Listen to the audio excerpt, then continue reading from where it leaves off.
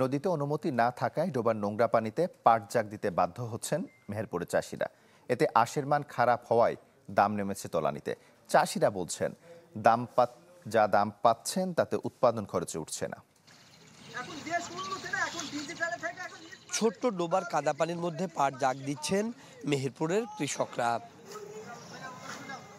জাগ দেওয়ার পাটের উপর কাদা ছড়িয়ে পচানোর পর আঁশ ছাড়ানোর পালা। কিন্তু এভাবে উৎপাদিত পাটের মান নিয়ে প্রশ্ন ব্যবসায়ীদের।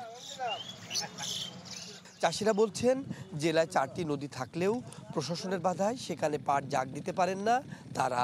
এতে রং খারাপ হচ্ছে পাটের, মিলছে না দাম। ভরে পা দিতেই দেয় না, বলবি পানি নষ্ট হয়ে যাবে, আর দুটো মাছ ছেড়ে দেয় দিয়ে বলবি ঠেকে বসে আছে। তো যে পরিমাণ খরচ বুঝছেন, বিঘি যদি 14-15 হাজার হয়েছে তো 12-13 হাজার এমনি খরচ, ঠিক আছে, তো এতে লাভ নাই ভাই। মান খারাপ হওয়ায় অন্য এলাকার পাটের চেয়ে দাম কম দেন বলে জানালেন ব্যবসায়ীরা। তাছাড়া ভারতে কাঁচা পাট রপ্তানি বন্ধ হওয়ায় তারা নিজেরাই দিশেহারা। বেনাপোল দিয়ে যে ট্রাকের মাধ্যমে এই ট্রানজিট দিয়ে যে মাল যায় ওইটা তারা চাইছে যে নেবে না, তারা পাটজাত পণ্য পাট ওরা চিটাগাং পোর্ট হয়ে তারা নেওয়ার কথা বলছে। আমাদের মানে পাট কমা, আমাদের পাট সব দেশে নেয় না, যেহেতু এটা তো টুইন মিলে সব মালগুলো চলে না, এগুলো চলে শর্ট মিলে, বিভিন্ন মিলে চলে। এদিকে পানি দূষণ রোধ ও জলজ প্রাণী রক্ষায় নদীতে পাট জাগ দিতে নিরুৎসাহিত করা হচ্ছে বলে জানায় পানি উন্নয়ন বোর্ড।